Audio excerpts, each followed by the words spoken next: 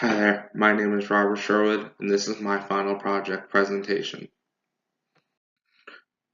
Components of criminal justice and their responsibilities. Criminal justice system, a set of agencies and processes designed to control crime and impose penalties on lawbreakers. Jurisdictions, federal, state, local, and military. Lowest level law enforcement are patrol officers, usually police officers. They enforce the law, investigate crimes, apprehend offenders, reduce and prevent crime, maintain public order, ensure community safety, provide emergency and related community services, and protect the fundamental rights and freedoms of individuals. Apprehended suspects are turned over to the court, comprised of judge, jury, and correctional officers. They ensure fair trials, maintain defendants' rights, determine defendants' innocence or guilt, and assign appropriate punishment. Correctional system is the next step after the court. They ensure the convict fulfills sentence as directed by court while maintain rights. Jails, prisons, halfway houses, and other community rehabilitative programs. Community rehabilitative programs reintegrate into the community under supervision. Probation and parole, and halfway houses. Problems that keep the system from functioning effectively and efficiently. Incarcerated criminals increasing in volume, producing strain on taxpayers. Emphasis is placed more on punishment instead of rehabilitation, resulting in higher rates of recidivism and reincarceration. Two-thirds of offenders rearrested within 3 years and three-quarters rearrested within 5 years. Recidivism is a problem due to uneven distribution of attention to offenders on probation. Less attention and priority is given to those who really need it, and more attention is given to those who do not. Widespread and increasing mental illness and addiction with inefficient treatment is a huge problem in the system. Men with mental illnesses 3 times as likely to commit crimes, and women twice as likely. Functions and procedures of the Federal Uniform Crime Reporting Program. The Federal Uniform Crime Reporting Program is a division of the Federal Bureau of Investigation, founded in 1929 to compile reports from all criminal justice agencies each year. 29 different categories of crimes. Incident-based crime reporting. Crime must have been reported to law enforcement to be reported. The report is used by law enforcement, social analysts, and the criminologists to predict crime trends and how to react and be proactive. Areas to locate more or less resources, budget, staff, and monitor effectiveness of previous efforts. News and media broadcast statistics, public use to determine where they would want to live or be educated about their area. Limitations of the UCR. Does not take into account population of an area when reporting amount of crime. Does not take into account into the population, age, social, and economic or cultural status of an area. Present-day criminal justice traditions and practices as compared with their historical precedents and beginnings. American criminal justice system patterned after British system of common law, where past proceedings and judicial rulings are used as the basis for future rulings. Some elements of civil law as well, based on set rulings for types of crime without consideration of individual circumstances. The United States has developed loose codes and parameters for rulings based on type of crime with an allowance for individual circumstances. Sentencing Reform Act in 1984 created an independent branch in the judicial system, creates a yearly report called the Federal Sentencing Guidelines, followed by all 94 judicial courts and the 12 circuit courts to regulate sentences. American criminal justice puts a lot of jurisdiction in the hands of the individual states. Federal law only takes over in certain types of cases or appeals, as allowed by Congress. The U.S. Constitution and its amendments are also the basis for all laws that are written and enforced in the United States on every level of government. Present-day criminal justice traditions and practices, as compared with their historical precedents and beginnings, continued. First 8 years since America won its independence in 1776, not much structure in courts, policing, and prisons. First changes were types of punishments used. Public executions, brandings, whippings, and pillories were phased out. They were replaced with incarceration and work sentences. Two main types of prisons developed, the Auburn type and the Pennsylvania type. Federal criminal court was added after the individual courts of the 13 colonies were established. States still had and do have most of the jurisdiction in these cases. Present-day value of the P-line principle list. Founder of what is considered modern policing, Sir Robert Peel founded the 9 P-line principles. The 9 P-line principles are: 1. The purpose of the police is to prevent crime and maintain order. This coincides with the motto of the modern-day police force, which is to protect and to serve. 2. The ability of the police to perform their duties is dependent upon public approval of police actions.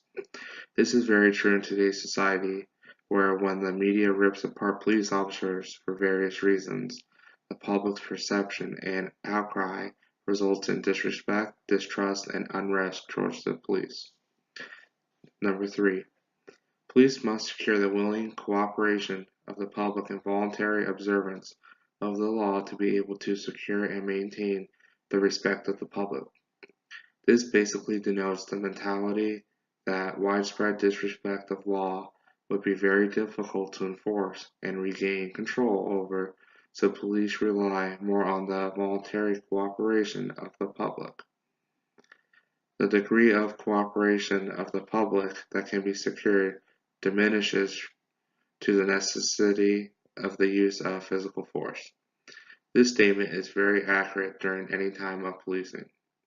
Cooperation with the police and use of force will always be inversely proportional. Present-day value of the P-line principles continued. Number 5.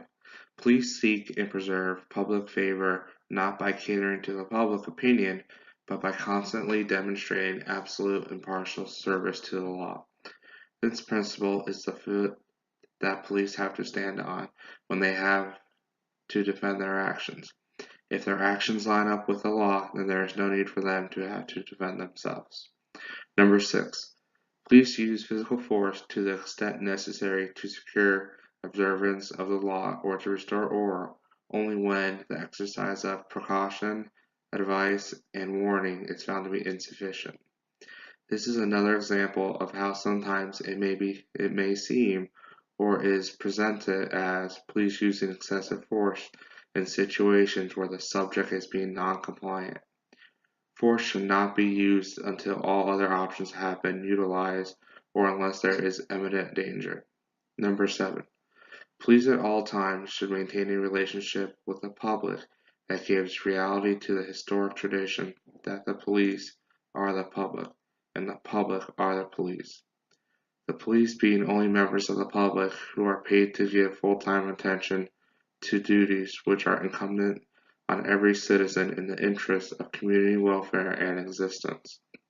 They are not to consider themselves above the other citizens of the law, as they are citizens and subject to the same laws as well.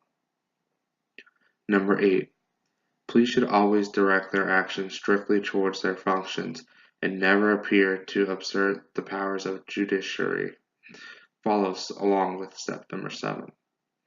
Number 9. The test of police efficiency is the absence of crime and disorder, not the visible evidence of police action in dealing with it. While the absence of crime and disorder does have a lot to do with effective policing, according to these other 8 principles, it is also somewhat dependent on other factors as well, namely media influence. procedures an offender undergoes, and his or her progression through the system. The initial procedure that an offender undergoes is the arrest. The offender is taken into custody by the officer and read his or her Miranda rights. They are then taken down to the jail and booked. Booking process includes taking a photo, writing down identification and descriptive information, and describing and listing the crimes and charges. Arraignment is the next step. The defendant appears in court and is read what charges are brought against them. They either will plead guilty to the charges or plead innocent. They can also plead no contest. If they plead innocent, they will have the opportunity to consult with a lawyer and receive notice of their court date. If offense has not too severe, they have the opportunity to bail out of jail. If not, they must remain in jail until their court date. A preliminary hearing is held where the judge hears all of the testimony and accusations from the prosecution. The judge will then make the determination if the defendant has enough proof against to warrant a trial. Official trial is held. Prosecution and the defense both state their case to the judge and jury. Jury deliberates and decides if the defendant is guilty or not guilty, and then the judge will issue the sentence. After sentencing, the defendant may have an appellate hearing which determines if all laws were followed during court proceedings. Courtroom procedures. Parties present in the courtroom.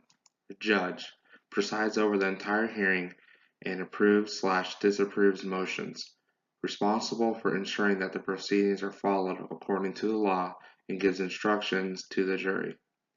Jury, a combination of people picked from a pool usually comprised of 12 jurors for civil cases. The jury will hear both sides, present evidence, and issue the verdict of guilty or innocent. Court reporter records everything that is said in the courtroom. Court clerk, in charge of exhibits or physical evidence and administering oaths to the jury. Bailiff, responsible for keeping order in the court as well as also administering the oath.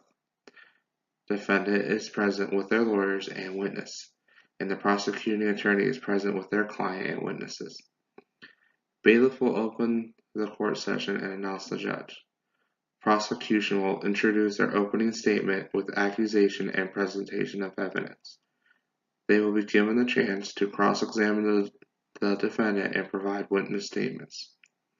Jury will leave the room and defendant's lawyer will appeal to the judge if they feel the evidence does not prove beyond reasonable doubt. If the judge agrees, case is dismissed and defendant wins the case. If not, jury is called back in to hear defendant's side. Courtroom procedures continued. The defense presents their case, evidence, witnesses, and performs their cross-examinations. The jury will again leave the room and either side can appeal to the judge that the evidence is insufficient. If the judge does not agree, the jury is called back in and each side's lawyers delivers closing statements, summarizing the case, evidence, and making their last appeal. The jury will then leave to discuss the case, and the judge will give the jury instruction about laws pertinent to the case, as well as reiterate that the proof must be beyond reasonable doubt. When the jury reaches a decision, they will notify the bailiff, who will notify the judge. The judge must agree with the verdict and then issue the sentence.